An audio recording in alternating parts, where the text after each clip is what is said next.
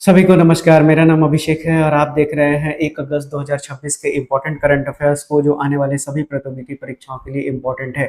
शुरू करते हैं आज की क्लास को। पहले क्वेश्चन के साथ आपसे पूछा गया है कि भारत और भूटान ने 13वीं पंचवर्षीय योजना 2024 से लेकर 29 तक के तहत कितने नए प्रोजेक्ट टाइड असिस्टेंट प्रोजेक्ट को मंजूरी दे दी है। तो टोटल जो 12 प्रोजेक्ट्स हैं, परियोजनाएं हैं, उनको मंजूरी दे दी गई है। आप टाइमलाइन याद रखिएगा, 2024 से लेकर 29 तक किन दो देशों के बीच में है, भारत और भूटान के बीच में है।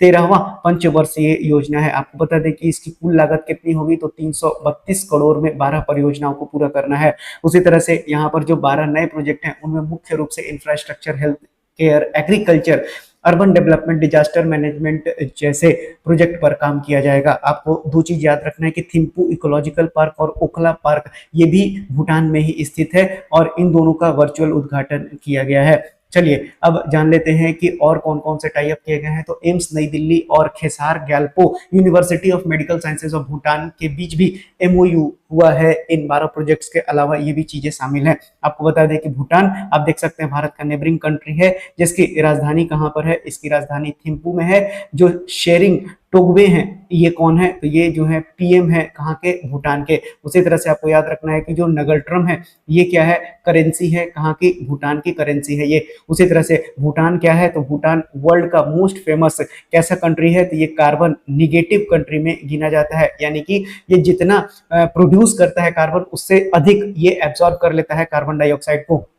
उसी तरह से अगर बात करें कि जो नेशनल स्पोर्ट्स है भूटान का, वो क्या है, तो इसको आर्चरी कहा जाता है। उसी तरह से आर्चरी को वहाँ लोकल भाषा में धा कहा जाता है। चलिए अब 5 ईयर प्लान की बात किया गया है, तो भारत के भी 5 ईयर प्लान की बात कर लेते हैं। तो भारत में 5 ईयर प्लान कब से कब तक था, तो 1951 से लेकर 2017 तक, जहां पर टोटल 12 5 ईयर प्लान हुए। जहां पर आपको पहला प्लान याद रखना है कब से कब तक था, तो ये आपको 1951 से लेकर 1956 था और इसको किस नाम से जाना जाता था, तो इसको हैरोल्ड डोमार मॉडल के नाम से इसे जाना जाता था। जो कि फोकस किस पर था, तो ये आपको एग्रीकल्चर के ऊपर फोकस किया गया था। उसी तरह से सेकंड प्लान की बात करें तो ये कब से कब तक था, तो ये 56 से लेके 61 था और इसे ही क्या कहा जाता है, तो इसे कहा जाता है महालनोबिस मॉडल के नाम से इसे जाना जाता है। और बता दें कि ये जो है आपका इंडस्ट्रीज पर फोकस किया गया था। उसी तरह से आपको याद रखना है कि जो 8वां प्लान है, ये जो है कब से कब तक था, तो 92 से लेके 97 तक का था और यहीं पर एलपीजी रिफॉर्म लाया गया था। उसी तरह से प्लान हॉलीडे पर सवाल बनता है, तो प्लान हॉलीडे कब से कब तक था, तो 3 साल का था, 1966 से लेके 1969 तक। उसी तरह से जो 5th प्लान था, ये कब से कब तक था, 1974 से लेके 78 तक। और इसी में क्या कहा गया था, इसी में कहा गया था गरीबी हटाओ का नारा दिया गया था। अच्छा, ये जो प्लानिंग कमीशन है, इसको कब हटाया गया, तो 2017 में इसको एंड किया गया और इसके जगह पर क्या लाया गया, तो इसी के जगह पर आज आप जो भारत आयोग, जो भारत सरकार है, इसके लिए जो थिंक टैंक का काम करता है, जो नीति आयोग के नाम से जाना जाता है, इसी को लाया गया। तो 12वां आखिरी था, 2012 से लेके 2017 तक आपको ध्यान में रखना है। चलिए अगले सवाल की ओर बढ़ते हैं, जहां पर भारत में सेक्स रेशियो एट बर्थ 2014-15 में 918 से बढ़कर 2025-26 में, और ये देख लीजिए, ये प्रोविजनल डाटा है, यानी अभी अस्थायी आंकड़ा दिया गया है, तो ये कितना हो गया है, तो ये आपको 929 हो चुका है। सरकार के हेल्थ मैनेजमेंट इंफॉर्मेशन सिस्टम के आंकड़ों के अनुसार जो 2014-15 में 918 हुआ करता था, वो 2025-26 में प्रोविजनली 929 हो गया है। यानी कि सेक्स रेशियो एट बर्थ में सुधार हुआ है। और सेक्स रेशियो एट बर्थ का मतलब होता है कि प्रति जो 1000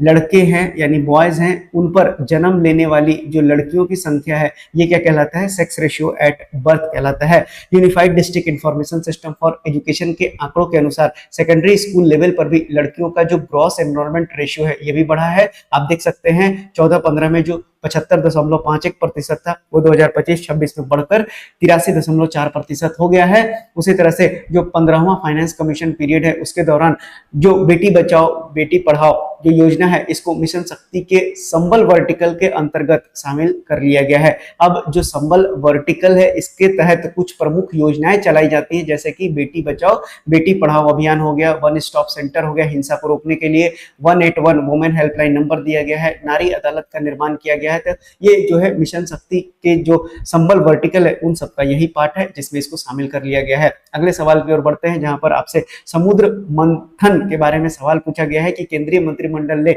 समुद्र मंथन नेशनल ऑफशोर एक्सप्लोरेशन स्कीम के लिए कितने करोड़ रुपए के परिव्यय को मंजूरी दे दी है। तो यह आपको 84,084 करोड़ रुपए का मंजूरी दे दिया गया है। आपको यहाँ पर सवाल क्या पूछा जाएगा, सवाल पूछा जाएगा एक्सक्लूसिव इकोनॉमिक जोन होता क्या है। तो देखिए, जो सबसे पहले आप समझ लीजिए कि नॉटिकल माइल्स का मतलब क्या होता है। तो ये भी डिस्टेंस मेजरिंग यूनिट है जिसमें 1.852 किलोमीटर होता है, यानी एक नॉटिकल माइल में 1.852 किलोमीटर होता है। आपको मालूम है कि जो भारत है वो तीनों तरफ से पानी से घिरा हुआ है। तो आपको ये जो कोस्ट लाइन है यहाँ से कितनी दूरी तक भारत जो है एक्सप्लोर कर सकता है अपने समुद्र को, ये आपको एक्सक्लूसिव इकोनॉमिक जोन बताता है। यानी कि ये सोवरेन राइट है किसके लिए, एक्सप्लोर करने के लिए, कैच फिश करने के लिए, माइन मिनरल्स खोदने के लिए, ऑयल को निकालने के लिए या फिर गैस को निकालने के लिए, कहां से, वाटर या फिर सी बेड से।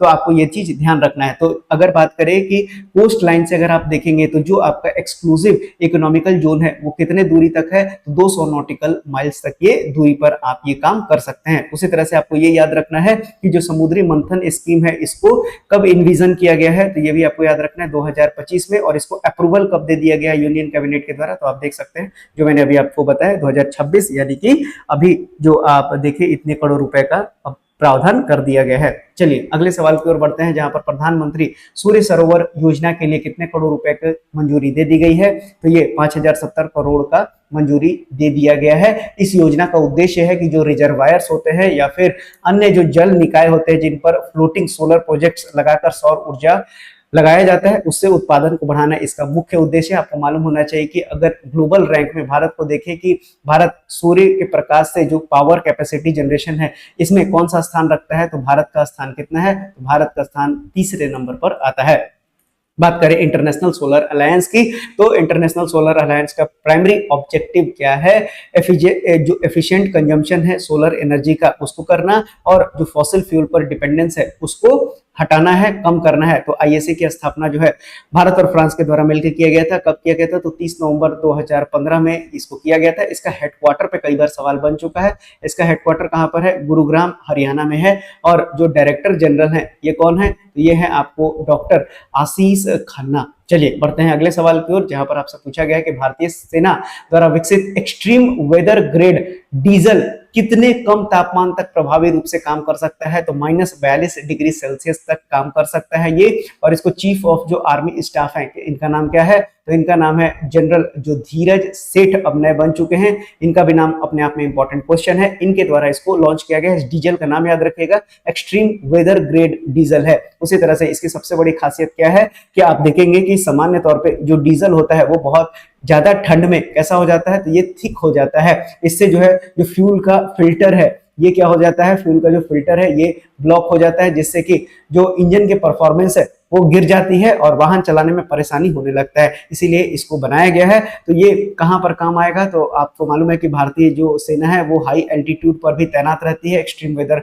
इवेंट्स में भी इनको काम करना होता है। और ये जो XWDG जो डीजल आप देख रहे हैं ये भारत स्टेज 6 के एमिशन नॉर्म्स को पूरा करता है। ये सवाल भी आपसे बन सकता है। इंडियन आर्मी की बात करें तो मोटो क्या है इंडियन आर्मी का, तो ये है आपको सेवा परमो धर्मा। हर साल 15 जनवरी को आर्मी डे मनाया जाता है। अगले सवाल की ओर बढ़ते हैं जहां पर टिकट बुक करते समय अब अतिरिक्त सामान यानी एक्सेस लगेज की ऑनलाइन बुकिंग और भुगतान की सुविधा किसने शुरू की है, तो इंडियन रेलवे के द्वारा अब ऑनलाइन सुविधा ये चालू कर दिया गया है। अब आपको ऑफलाइन जाकर बार बार वहां पर जो है आप तौलवाते हैं, फिर उसके बाद पर्ची कटाते हैं, ये सारी चीजों की जरूरत नहीं पड़ेगी। अब आप डायरेक्टली जो है ऑनलाइन जो है आप एक्सेस लगेज अगर आपके पास है तो आप उसको बुकिंग कर सकते हैं नियमों के हिसाब से। उसी तरह से आपको याद रखना है कि जो इंडियन रेलवे है इसके चेयरमैन और सीईओ कौन है, तो इनका नाम क्या है, इनका नाम है आपको सतीश कुमार। आइए पहले आप जान लीजिए कि कितना सामान ले जा सकता है, तो ये लिखा हुआ है आप पढ़ सकते हैं। उसी तरह से अगले सवाल की ओर बढ़ते हैं जहां पर शहीद उधम सिंह ने जालियांवाला बाग हत्याकांड का बदला लेने के लिए लंदन में किसकी हत्या कर दी थी,